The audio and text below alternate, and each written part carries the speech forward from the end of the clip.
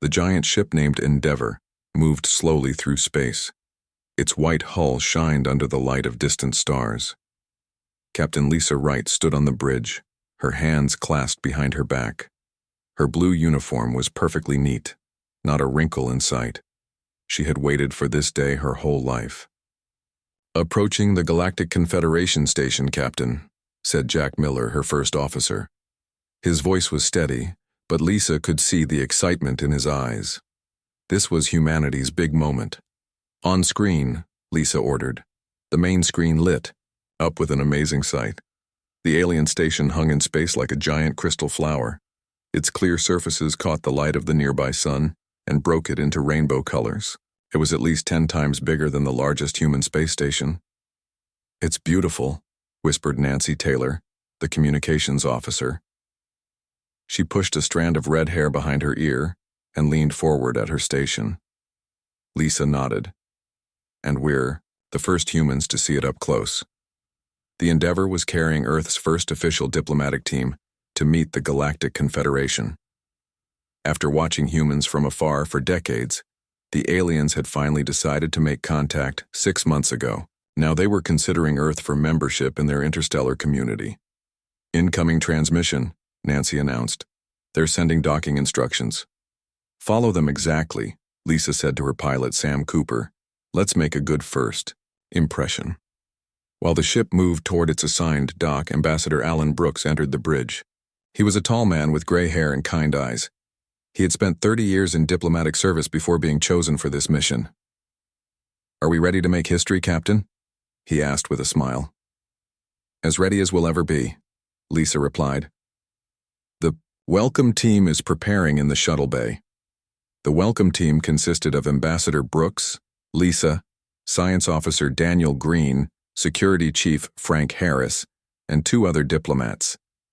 They wore their best uniforms with the United Earth Alliance patch on their shoulders. "Remember," Brooks told them as they gathered, "observe all customs they show us. No sudden movements. No touching unless they initiate it. We represent all of humanity today." The ship docked with a gentle bump. Lisa felt her heart beating faster as the airlock connected to the station. This was the moment that would change human history forever. When the doors slid open, they were greeted by soft blue light and air that smelled like cinnamon. A group of 7 very different aliens waited for them. The tallest ones had blue skin and looked almost human, except for their 4-fingered hands and large almond-shaped eyes. One stepped forward. "Welcome to the Galactic Confederation Central Station," it said in perfect English. "I am Krelza of the Zordani people. On behalf of the 7 founding species, I welcome Earth's representatives." Ambassador Brooks stepped forward and bowed slightly. "Thank you for your welcome. I am Ambassador Alan Brooks, representing the United Earth Alliance. We are honored by your invitation." Krelza gestured to the other aliens. "Allow me to introduce my colleagues." The introductions took several minutes. Besides the Zordani, there were the Makari, who looked like floating gas balloons with tentacles hanging beneath them, the Saurans, who resembled walking lizards with scales in bright colors, the Vesperi, tall insect-like beings with compound eyes, and 3 other species too strange to compare to Earth creatures. "Please follow us to the reception area," Krelza said. "Many representatives from other member worlds are eager to meet humans." They walked through wide hallways with high ceilings. The walls seemed to be made of some living material that glowed gently. Lisa noticed there were no sharp corners anywhere. The reception hall was filled with at least 200 aliens of different species. Some floated, some crawled, others walked on legs or rolled on wheels. The sight was overwhelming. "Take a deep breath," Lisa whispered to her team. "Remember, we've trained for this." Servers moved through the crowd carrying trays of food and drinks in all colors. One approached the humans with glasses of clear liquid. "It is safe for your biology," Krelza assured them. "We have studied human dietary needs carefully." Ambassador Brooks took the first sip, then nodded to the others. The drink tasted like sweet water with a hint of something like peach. For the next hour, the humans split up to mingle with the aliens. Science Officer Daniel Green found himself talking with a Makari scientist who changed colors from blue to green to purple as they spoke. Your species developed faster than light travel rather quickly, the Makari said, its voice coming from a small translator box. We had strong motivation, Daniel replied. Our sun will become unstable in about 800 years. We needed to find new homes. Nearby, Nancy Taylor was deep in conversation with a Sauron named Thez about languages. Your English has over 1 million words, Thez said, his forked tongue flicking out between words. Most impressive for such a young species. How many languages does the Confederation use? Nancy asked. We have standardized on 12 official languages, Thez explained, but there are over 9,000 registered languages among member species. Across the room, Captain Lisa Wright observed everything carefully. She noticed how the aliens interacted, how they respected personal space, how they seemed genuinely curious about humans. So far, things were going well. Then she saw Ambassador Brooks talking with one of the Vesperi. The tall, insect-like alien was leaning down, its antennae twitching rapidly. Brooks's face had suddenly gone pale. Lisa moved closer, trying not to appear rushed. You must have some standard, the Vesperi was saying. All civilized species have established kill limits. Brooks's hand was tight around his glass. I'm sorry. Could you clarify what you mean by kill limits? The Vesperi's compound eyes reflected the light in rainbow patterns. In warfare or conflict situations, the maximum acceptable casualties you permit your military forces to inflict before they must stop and seek peaceful resolution. Several nearby aliens had turned to listen, looking curious. Brooks glanced at Lisa, his eyes signaling for help. She stepped forward smoothly. This is a complex topic in human history, she said. Perhaps we could discuss it later in a more appropriate setting. But the Vesperi seemed genuinely confused by their discomfort. It is a standard question in diplomatic exchange. For example, Zordani kill limits are 50 for minor conflicts and 500 for major territorial disputes. Vesperi limits are 30 and 300 respectively. Other aliens were nodding as if this was completely normal. Security Chief Frank Harris had joined them now, his face carefully neutral but his body tense. And what happens if someone exceeds these limits? He asked quietly. They are immediately removed from command and sent for psychological rehabilitation, the Vesperi answered. No civilized being would continue killing beyond the established necessity. A heavy silence fell over the human delegation. The aliens were watching them, waiting for an answer that wasn't coming. Ambassador Brooks finally cleared his throat. I believe we should consult with our government before discussing such matters. This is our first contact, after all. The Vesperi tilted its head. Of course, I meant no offense. It is simply standard protocol. But the mood had changed. The aliens had noticed the humans' sudden silence, and the humans had realized just how different they might be from their new galactic neighbors. The silence among the human delegation lasted only seconds, but to Ambassador Brooks it felt like hours. He could feel his heart pounding against his chest as he carefully placed his glass on a nearby table. Around him, the aliens continued to watch, their strange eyes fixed on the humans waiting for an answer. Perhaps we should change the subject, Lisa suggested, trying to sound calm. We have so many other things to discuss about our potential membership. The Vesperi's antennae twitched slightly. Have I caused offense? That was not my intention. No offense taken, Brooks said quickly. It's just that warfare is a sensitive topic for humans. The blue-skinned Zordani ambassador, Krelza, moved closer. This is understandable for a young species. The path to civilization is often marked with unfortunate conflicts. Jack Miller, who had been standing nearby, stepped forward. His face was serious, his jaw tight. May I ask, he said carefully, how your species handles situations where an enemy does not respect these kill limits? The aliens looked at each other, seeming confused by the question. All Confederation members agree to the limits, the Vesperi explained. It is a fundamental requirement for membership. Non-members who engage with Confederation forces are given one warning. After that, they are considered uncivilized and diplomatic relations are severed. But what if they keep attacking? Frank Harris asked. What if they threaten your people? Krelza's large eyes blinked slowly. Such situations are extremely rare. When they occur, we use defensive technology to contain the aggressor until they are willing to negotiate. Lisa and Brooks exchanged a quick glance. Neither needed to say what they were thinking. The aliens had never faced an enemy that wouldn't stop, an enemy fighting for survival or driven by hate. One of the floating Makari drifted closer, its body shifting to a deep purple color. Your questions suggest that humans may approach conflict differently than Confederation species. Would you be willing to explain? All eyes turned to Ambassador Brooks. He took a deep breath, knowing that what he said next could affect humanity's future among the stars. Human history is complex, he began. We have fought many wars for many reasons. Some were about land or resources. Others were about ideas or beliefs. In our worst conflicts, millions died. The aliens made various sounds of shock. The Soran named Thez hissed softly while the Makari turned an even darker purple. Millions, whispered Krelza. That exceeds even the most extreme emergency protocols. Nancy Taylor spoke up. Our species nearly destroyed itself several times. The worst was about 200 years ago, when we developed nuclear weapons that could destroy entire cities. Why would you create such things, Ryan? Asked the Vesperi, its voice now higher pitched through the translator. Fear, Brooks answered simply. Fear that others would use them first. Fear of losing everything we valued. The reception hall had grown quieter.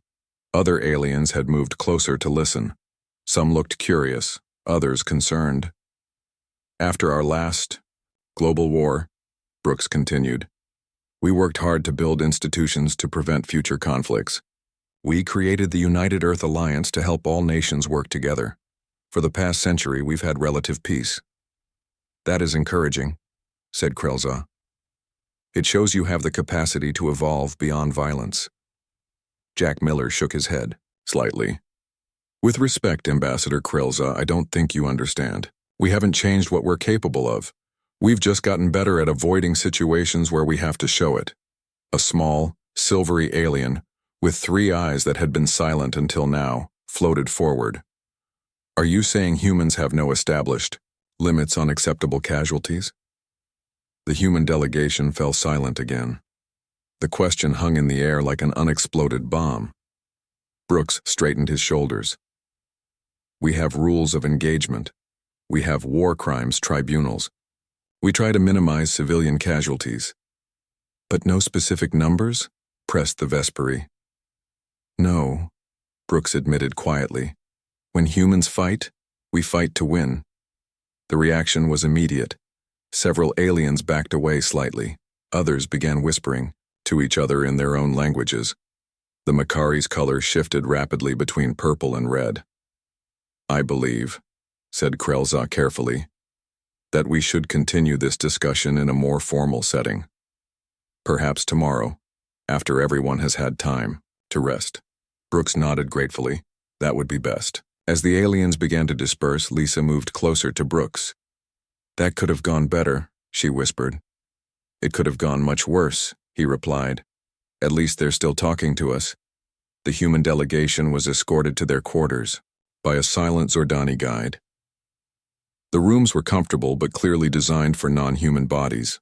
The beds were too large, the chairs too low, and the lighting slightly too blue. Once they were alone, Frank Harris punched a wall in frustration. They think we're savages, he growled. They don't understand, Jack Miller said, pacing the room.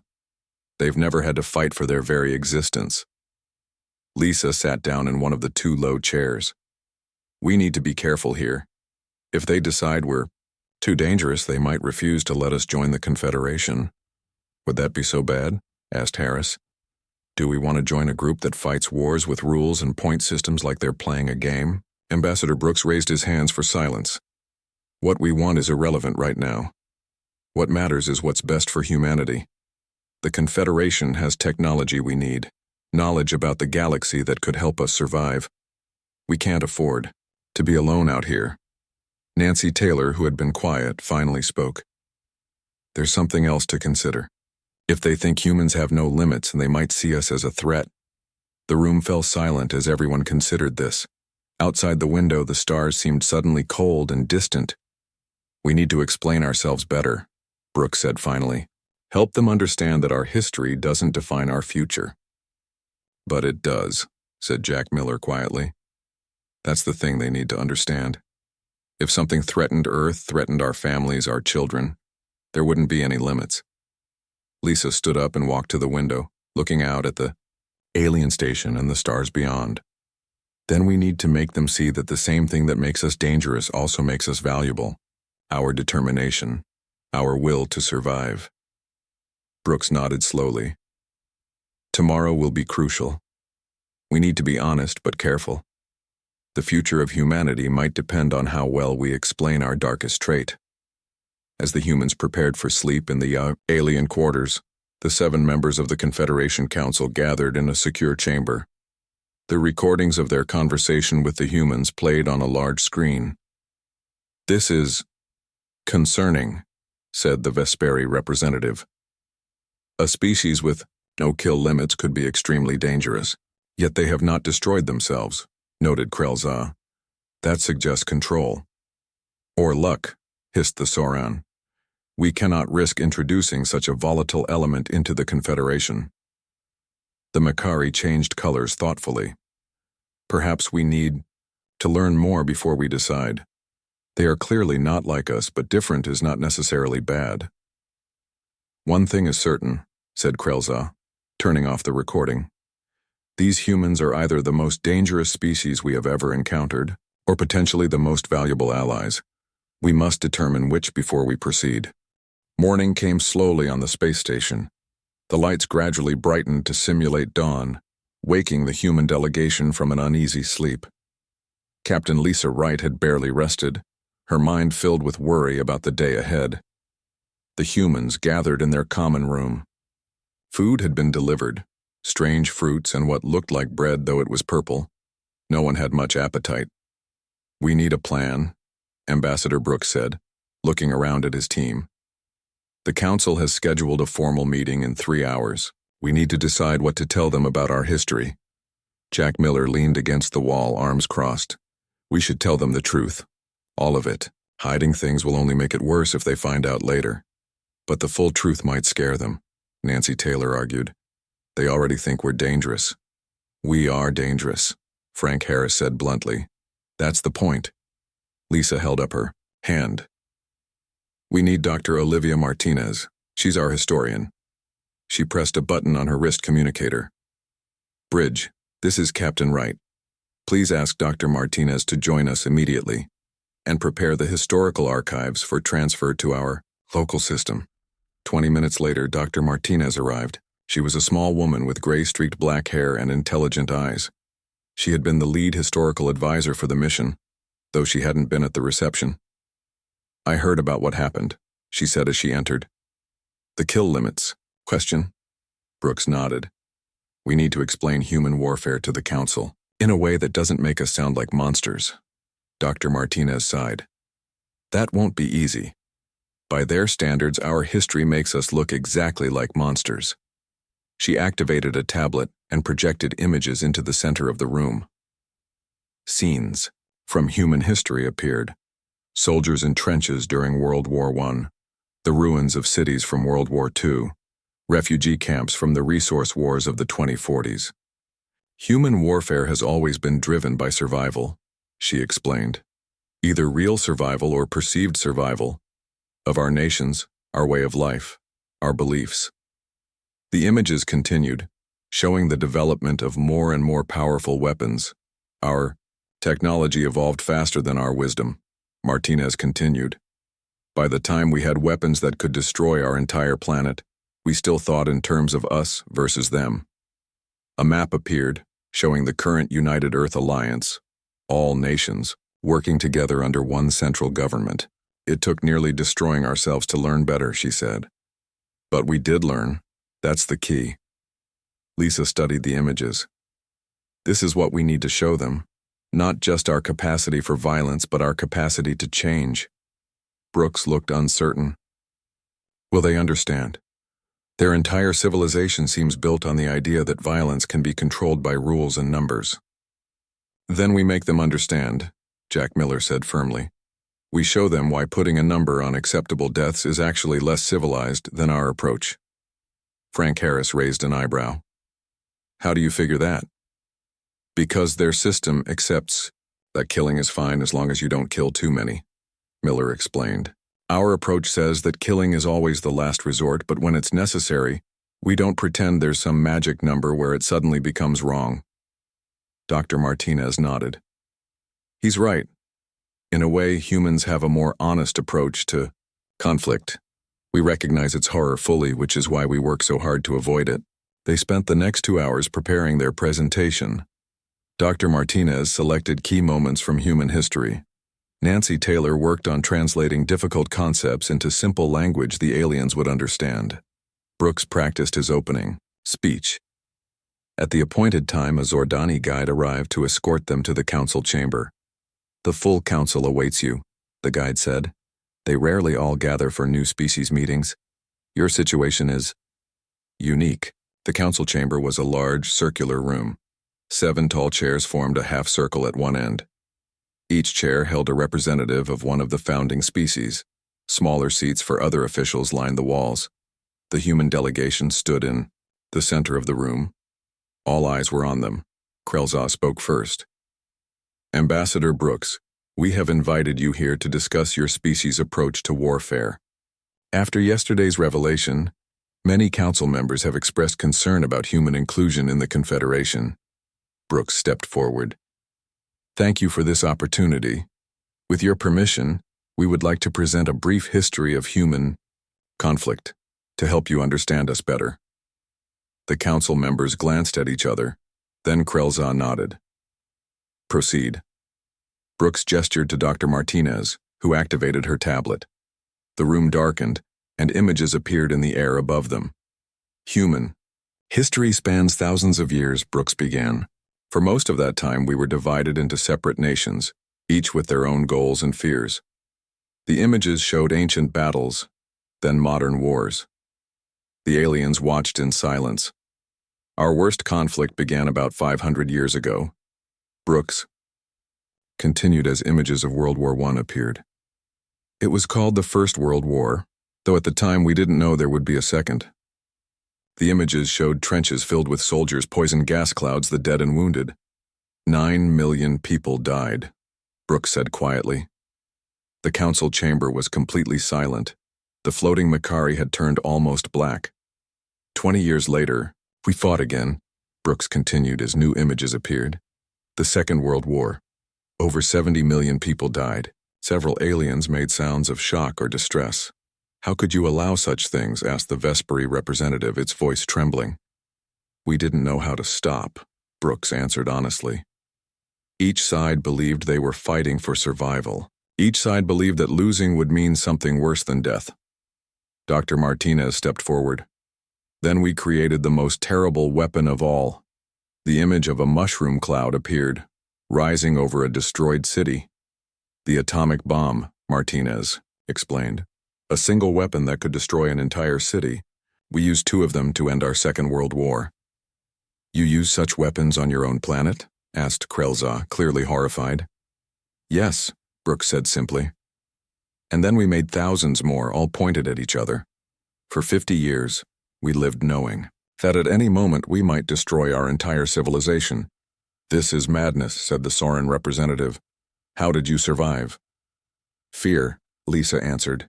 Fear kept us from using them again. Fear made us build systems to prevent accidents.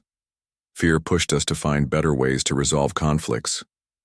The images changed, showing the signing of peace treaties, the United Nations, and finally the formation of the United Earth Alliance. We learned, Brooks said. Slowly, painfully, we learned. Today, Earth is united. We haven't had a major war in almost a century. Jack Miller stepped forward. But we haven't forgotten. We know what we're capable of. That's why we don't have kill limits, because we know that once real war starts, it's already a failure. Setting an acceptable number of deaths pretends that killing is normal. We believe it never should be.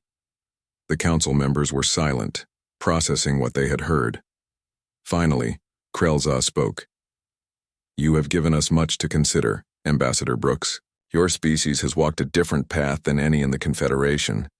We will need time to discuss what this means for your potential membership." "We understand," Brooks said.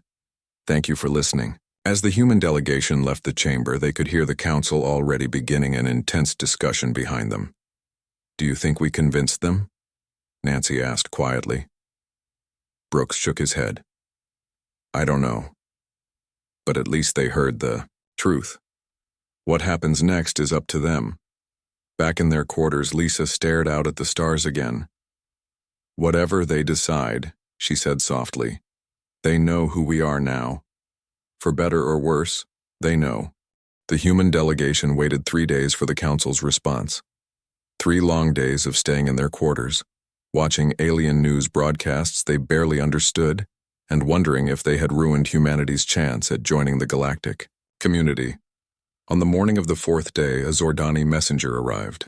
"The council requests your presence," the blue-skinned alien said.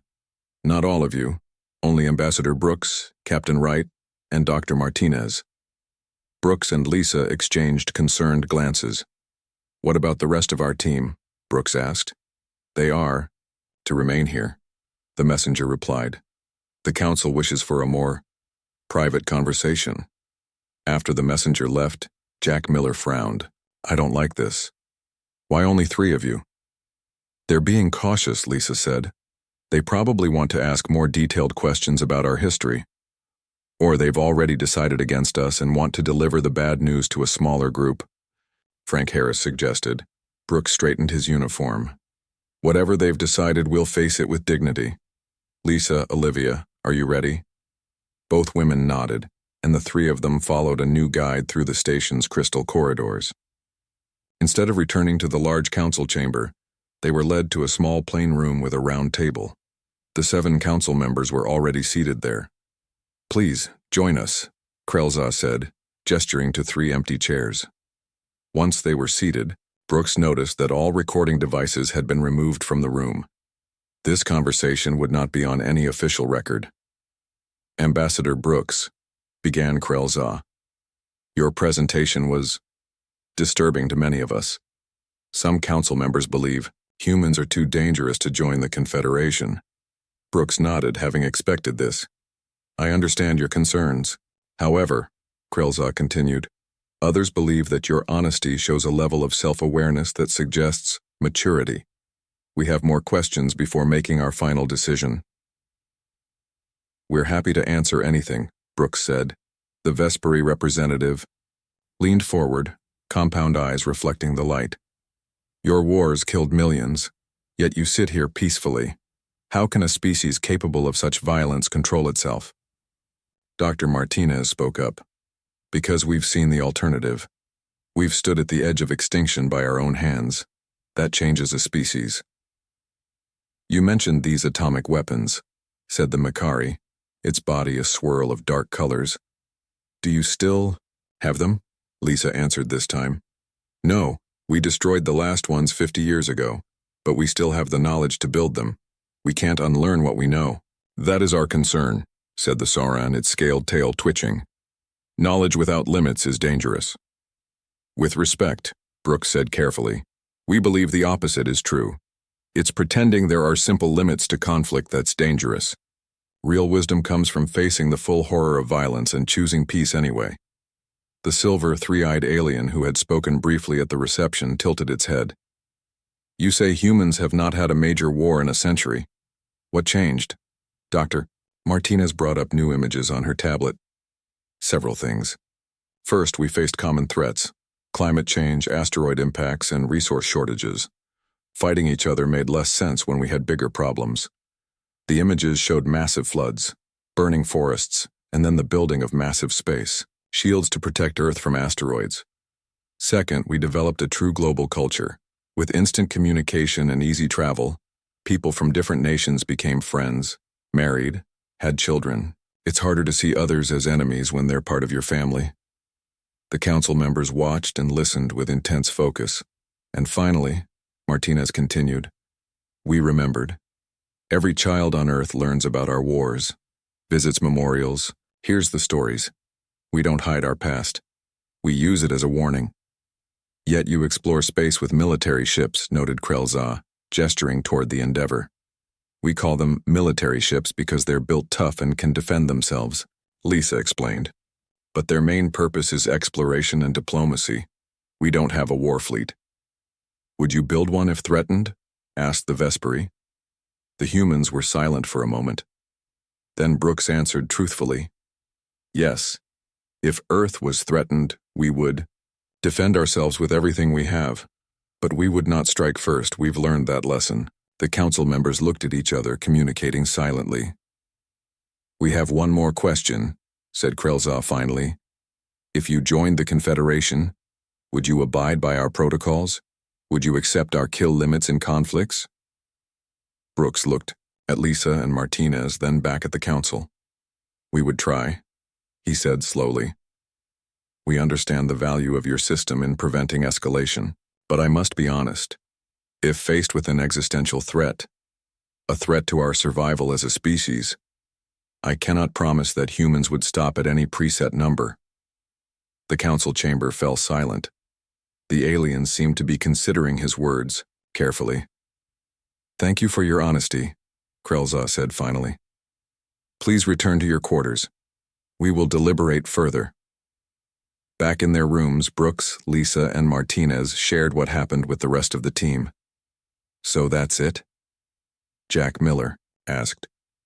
They're either going to accept us or reject us based on whether we'll follow their kill count rules.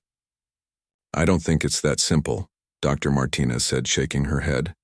I think they're trying to understand a type of species they've never encountered before. What type is that? Nancy Taylor asked. A species that's faced its own darkness, Martinez replied. Most of the Confederation races seem to have evolved more peacefully than we did. They created rules to limit conflict before they ever experienced total war. That's not necessarily better, Lisa said quietly. They don't truly understand what they're trying to prevent. Exactly, Brooks agreed. I think that's what this whole conversation has been about. They're trying to decide if our hard-won wisdom is more valuable than their comfortable rules. The next morning, a different messenger arrived, one of the Makari floating gently above the floor. The council requests your presence again, it said, color patterns shifting across its body. All of you, this time. Is this the final decision? Brooks asked. I believe so, the Makari replied. But I am not privy to the council's thoughts. As they walked through the station, Lisa noticed something different. Aliens they passed looked at them with what seemed like respect. The fear from earlier seemed diminished. They entered the main council chamber again. This time it was packed with representatives from many species, not just the 7 founding races. Krelza stood as they entered. Ambassador Brooks, Captain, Wright, delegates from Earth. The Council has reached a decision regarding humanity's relationship with the Galactic Confederation. The humans stood tall, ready to accept whatever verdict came. It has not been an easy decision, Krelza continued. Your species is unlike any we have encountered before. Your history contains violence that would normally disqualify you from consideration. Brooks nodded, preparing himself for rejection. However, Krelza said, we have also seen something unique in humans. You have faced the worst aspects of yourselves and chosen a different path. You understand the true cost of war in a way many of our members do not. Lisa felt a spark of hope. This didn't sound like a rejection. Before we deliver our final decision, Krelza said, there is something you should know, something we have been monitoring beyond our borders. The central display activated, showing a star map of a region of space far from both Earth and Confederation territory. This, said Krelza, is the territory of the Draconid Empire. They are expanding rapidly, and they do not recognize kill limits either. The room fell silent as the humans stared at the star map. The red area marking Draconid territory was spreading like a stain across the stars. The Draconids, Krelza continued, are the only other known spacefaring species that does not set kill limits in warfare. They see conquest as their right and other species as Resources. Lisa stepped closer to the map. They're expanding in both directions, toward Confederation space and toward Earth. Yes, said the Vesperi representative. Our long-range scouts have observed their tactics. They attack without warning. They ignore surrender. They do not take prisoners. How have you responded? Brooks asked. The council members looked uncomfortable. The Makari's colors turned a dull gray. Our defensive protocols were not designed for such an enemy, Krelza admitted. We attempted to establish diplomatic contact. They destroyed our embassy ships. We tried to contain them with our standard tactics. They ignored our warning shots and kill limit signals. You weren't prepared for an enemy that doesn't play by your rules, Jack Miller said quietly. No, Krelza admitted. We were not. The Soren representative stood, its tail moving slowly behind it. This is why we called you here today. After reviewing your history, we believe humans have experience that the Confederation lacks.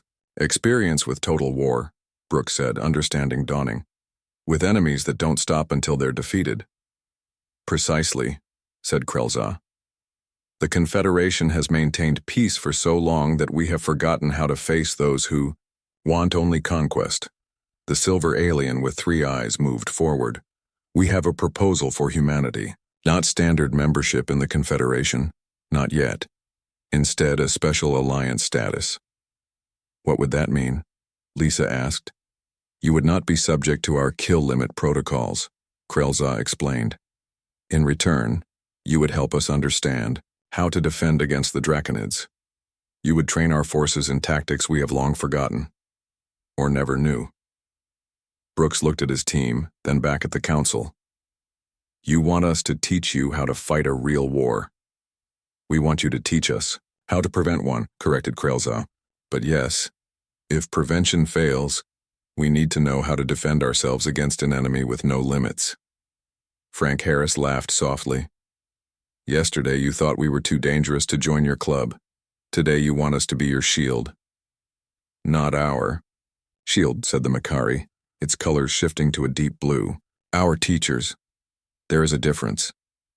Brooks walked slowly around the star map, studying the Draconid expansion. And if they attack before we can prepare you?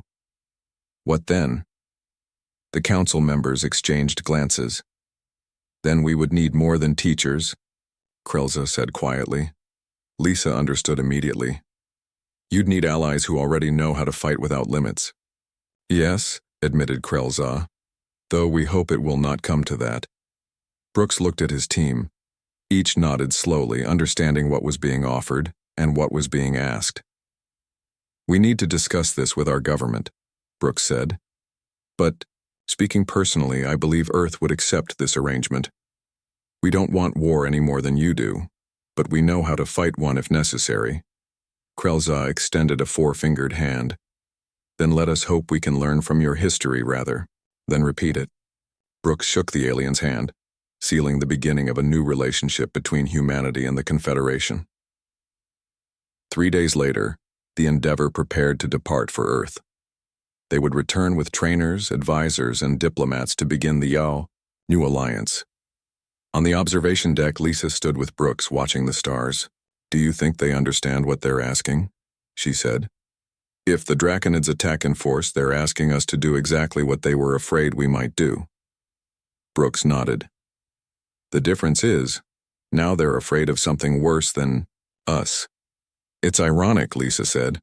Our capacity for violence, the very thing that almost kept us out of the Confederation, is now what makes us valuable to them. Not just our capacity for violence, Brooks corrected. Our understanding of it, our experience with its cost, our determination to avoid it if possible, but face it without flinching when necessary. As the Endeavor pulled away from the station, Lisa looked back at the gleaming crystal structure. So this is humanity's place in the galaxy, she said softly. Not just explorers or diplomats, but guardians. A species that knows the darkness, Brooks agreed, and chooses the light, but remembers how to fight in the shadows when needed. The Endeavor jumped to faster than light speed, carrying humanity's answer back to Earth. Behind them, the Confederation waited, hoping they had found not just a new ally, but a teacher who could help them face the coming storm. They had asked about humanity's kill limits. The silence that followed had told them everything they needed to know.